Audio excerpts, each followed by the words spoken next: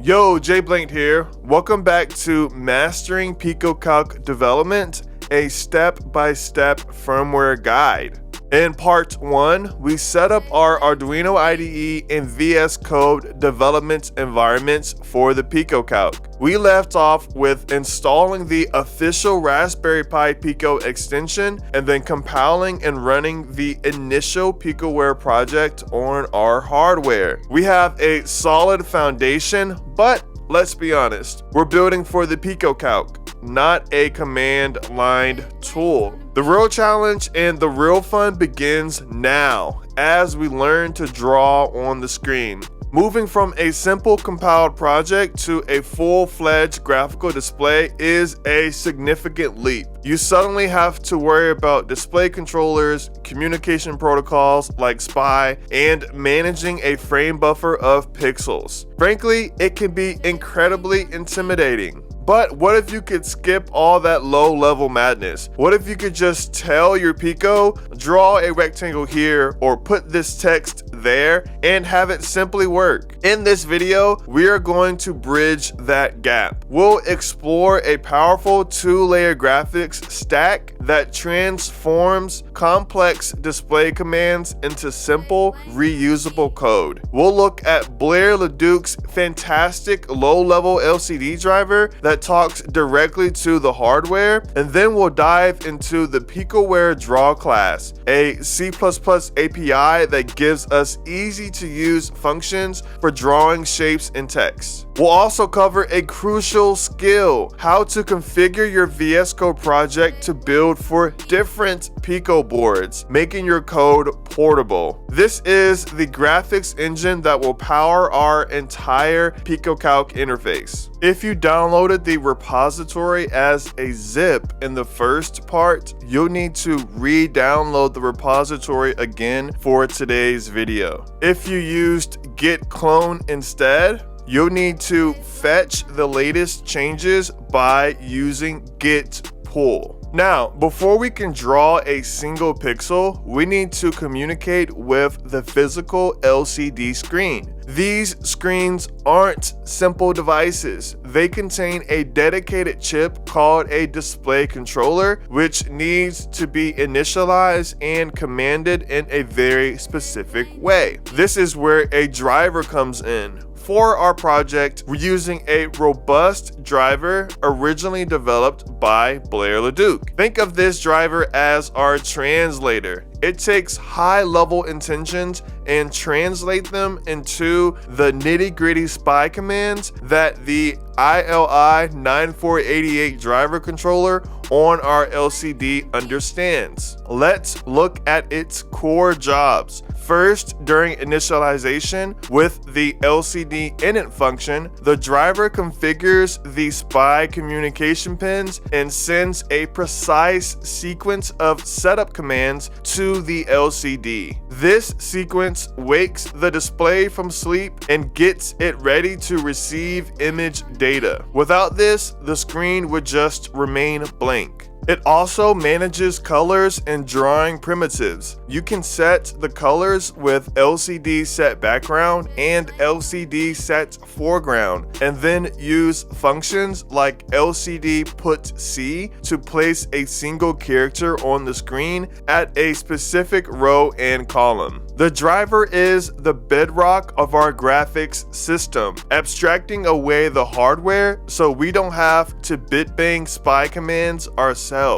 While the LCD driver is essential, it's too low level for building an application. We don't want to think in terms of setting foreground colors and placing individual characters every time we want to draw a button. We want to think in terms of shapes and text. This is why I built a C++ draw class on top of the driver. If the driver is the translator, the draw class is our friendly graphics library. By moving to C++, we can use object-oriented principles to create a clean, powerful, and reusable API. Inside draw.hpp, you'll find the draw class with a set of intuitive methods. Instead of manually calculating the start and end pixels for a line, you can just call the draw line method. Want a filled circle for a button? Just use the fill circle method. This class handles all the underlying math and pixel pushing for you. It contains everything we need: pixel, rectangle, circle, and text. This approach is a game changer for productivity. We can now design our user interface with high-level commands, which makes our code cleaner, easier to read, and much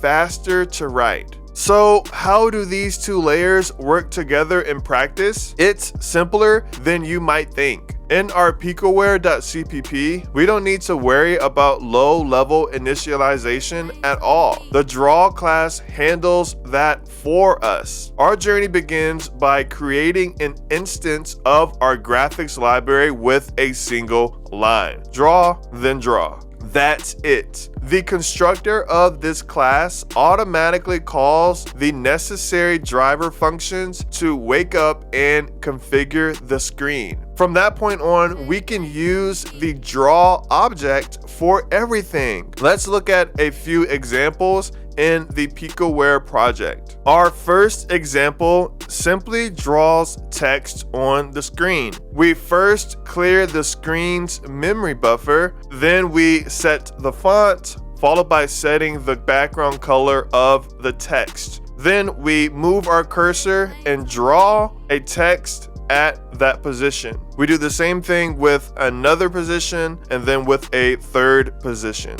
But nothing appears on the screen until we call draw.swap. This command pushes our entire drawing to the LCD at once. The library also handles complex tasks automatically. For example, if you give the draw.text method a very long string,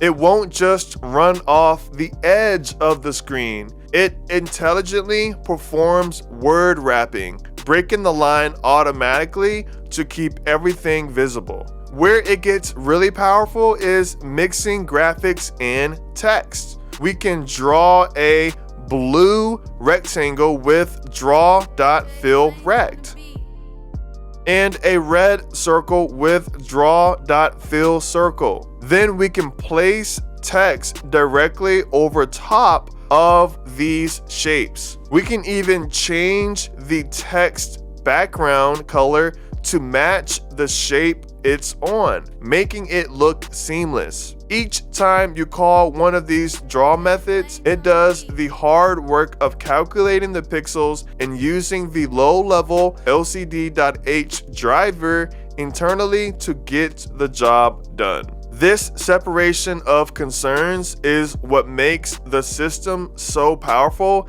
and easy to use. A key feature of the Pico ecosystem is the variety of available boards. The original Pico, the Pico W with Wi-Fi, and others. The official Raspberry Pi VS Code extension makes it extremely easy to target them all from a single code base. Let's say we're developing on a standard Pico but want to create a build for a Pico W. In VS Code, navigate to the Raspberry Pi icon in the activity bar on the left. In the project panel that opens, you'll see your current board listed. To change it, just click where it says Switch Board. A drop-down will appear at the top of the editor. From this list, you can simply select the board type. Then VS Code will then ask you if you want to reload the window. Click Yes.